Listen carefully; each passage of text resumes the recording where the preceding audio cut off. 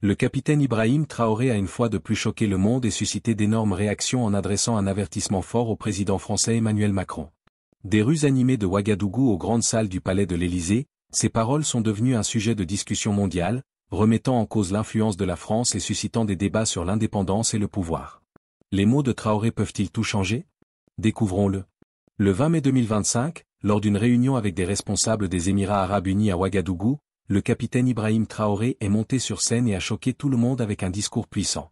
S'adressant à un public composé de dirigeants, de diplomates et de citoyens africains, il a directement interpellé Emmanuel Macron, accusant la France d'espionnage et d'ingérence dans les affaires du Burkina Faso. Traoré a présenté des documents affirmant qu'ils étaient la preuve d'opérations de renseignement françaises visant à déstabiliser son gouvernement. Ses paroles étaient dures et fermes. Macron, votre temps d'ingérence en Afrique est révolu. Nous avons les preuves et nous ne nous plierons pas à vos plans. Mais l'avertissement ne concernait pas seulement l'espionnage secret de la France au Burkina Faso. Traoré a également critiqué le rôle plus large de la France en Afrique, accusant Macron d'hypocrisie pour prêcher des partenariats tout en maintenant un contrôle néocolonial à travers des moyens économiques et militaires. Il a cité les interventions passées de la France au Sahel et le controversé franc CFA comme preuve d'un système conçu pour maintenir les nations africaines dans la dépendance. Nous ne sommes pas vos marionnettes, a déclaré Traoré, sa voix résonnant auprès d'une génération fatiguée de la domination étrangère. Ce moment n'était pas seulement un message diplomatique.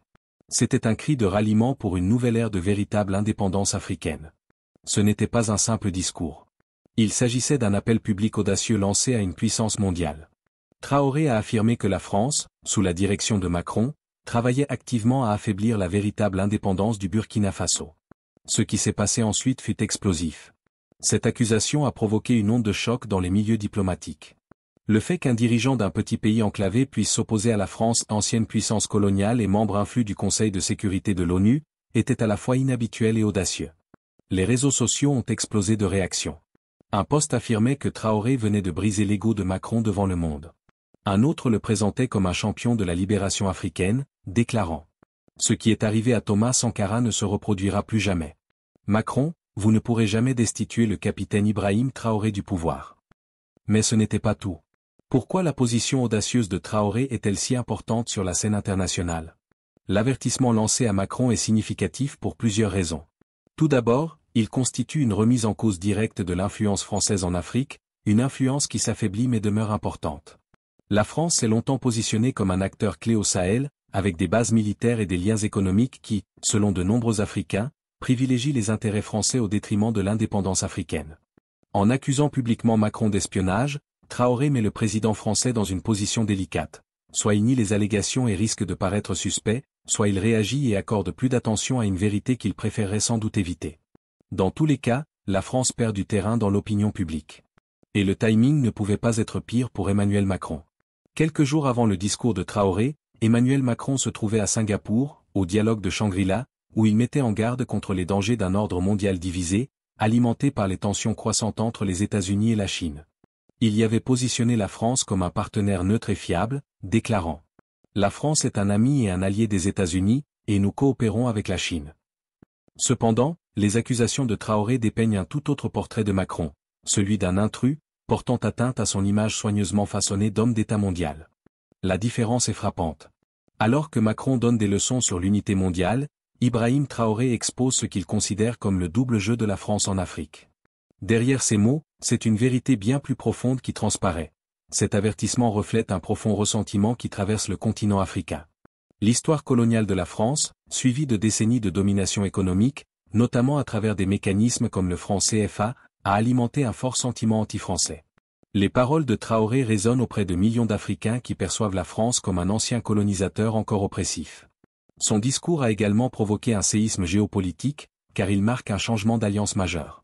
Le Burkina Faso a en effet renforcé ses liens avec la Russie à travers des accords militaires et économiques signés en 2024 et 2025.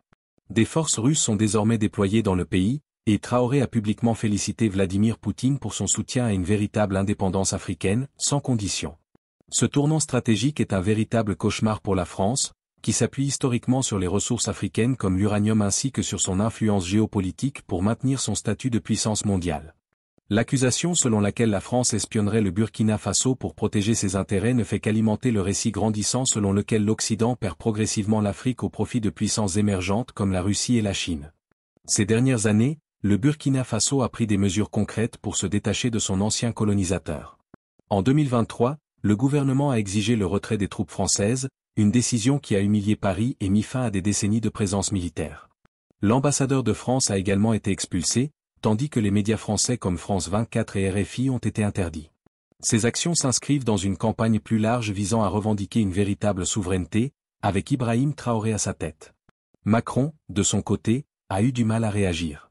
Dans un discours prononcé en 2023, il a accusé des dirigeants comme Traoré de former une alliance baroque avec la Russie et la Chine.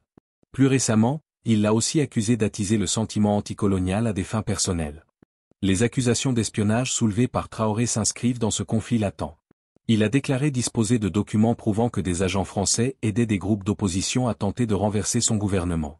Bien que les détails de ces preuves restent flous, ces affirmations concordent avec les récents communiqués officiels du Burkina Faso, dénonçant des plans étrangers de déstabilisation.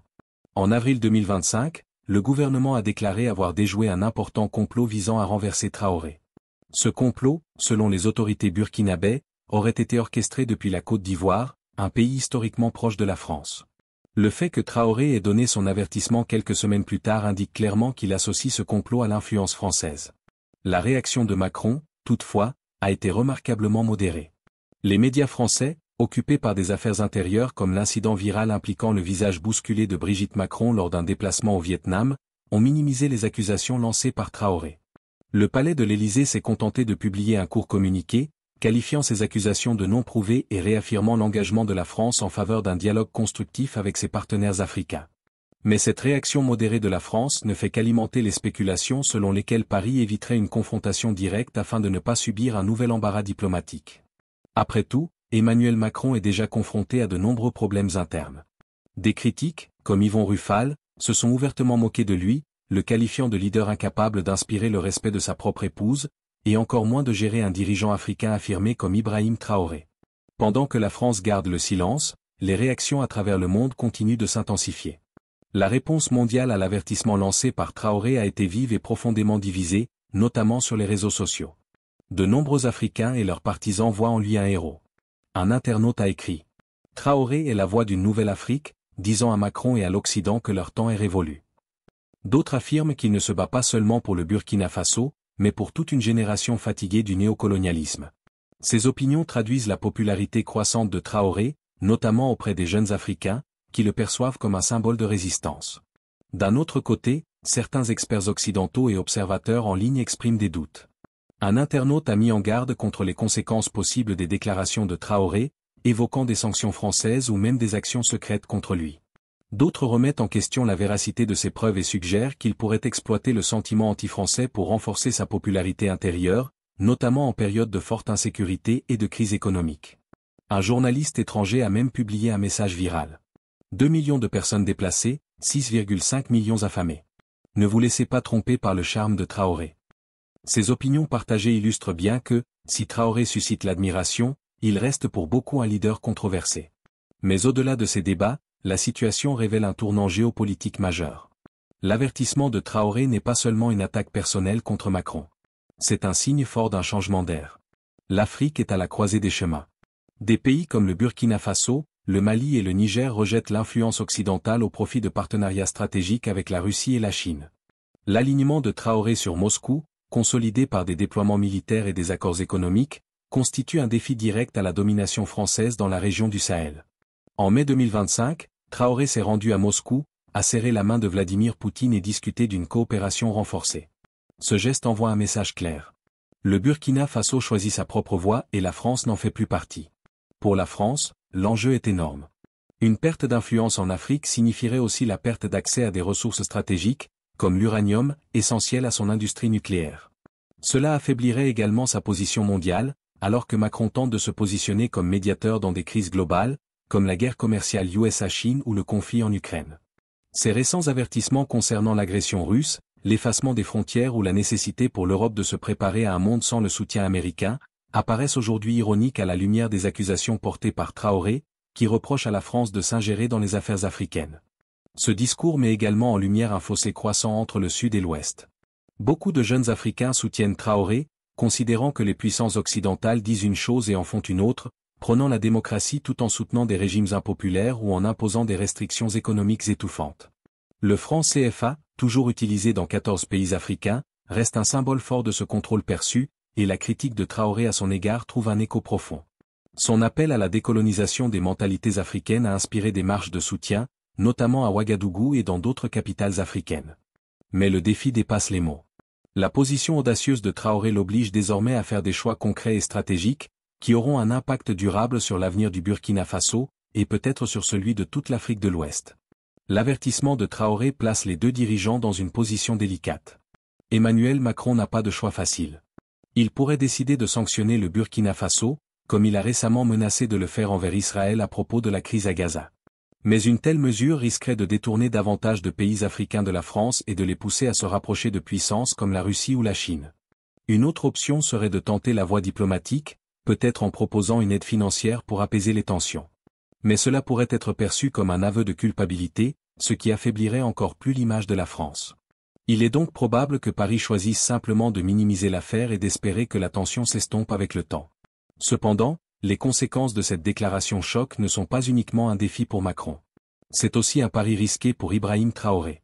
En accusant publiquement la France, il a consolidé son image de leader courageux, mais il a aussi attiré l'attention de puissances susceptibles de riposter.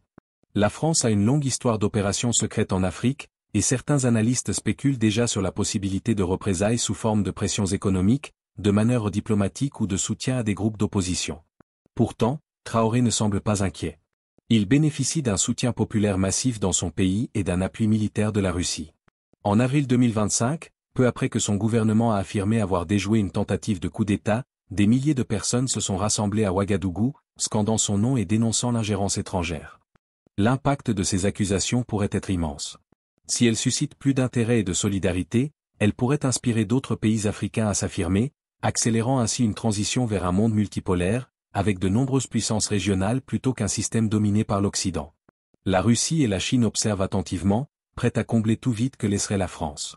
Le Burkina Faso, quant à lui, a déjà franchi des étapes symboliques fortes, comme abandonner le français comme langue officielle ou accueillir des troupes russes sur son sol. L'avertissement de Traoré pourrait être l'étincelle d'un mouvement plus large, avec le Sahel à l'avant-garde. Ce moment dépasse largement les figures de Traoré et Macron. Il s'inscrit dans un contexte mondial de transformation. L'Afrique prend la parole, exige le respect et une véritable souveraineté sur la scène internationale. Les propos de Traoré remettent en question l'ordre établi et les méthodes par lesquelles l'Occident, en particulier la France, a longtemps influencé le continent. Son accusation selon laquelle la France mènerait des activités d'espionnage au Burkina Faso n'est pas qu'une manœuvre politique. C'est un signal fort. L'Afrique n'acceptera plus de tutelle étrangère. Pour Macron, c'est un sérieux signal d'alarme. L'influence de la France en Afrique s'effondre, et ses tentatives de redorer cette relation sous le nom de partenariat équitable ne convainquent plus. L'ironie est saisissante. Alors qu'il met en garde contre la menace russe dans un monde en crise, il est lui-même accusé du même genre d'ingérence qu'il dénonce. Ces difficultés intérieures, entre crise économique, impopularité grandissante et gaffes médiatiques, affaiblissent encore davantage sa position. Pour le reste du monde, nous assistons en direct à un tournant historique. L'avertissement de Traoré a déclenché un débat mondial sur le pouvoir, la liberté et l'héritage du colonialisme. C'est un rappel clair que le monde change et que des dirigeants comme Ibrahim Traoré sont en train d'en dessiner l'avenir. Qu'il s'agisse d'un simple épisode diplomatique ou du début d'une transformation durable, une chose est certaine. Les jours de domination occidentale incontestée en Afrique sont comptés. Pensez à vous abonner pour ne rien rater des prochaines vidéos. Et dites-moi en commentaire de quel pays vous me suivez, j'aimerais savoir d'où vous regardez.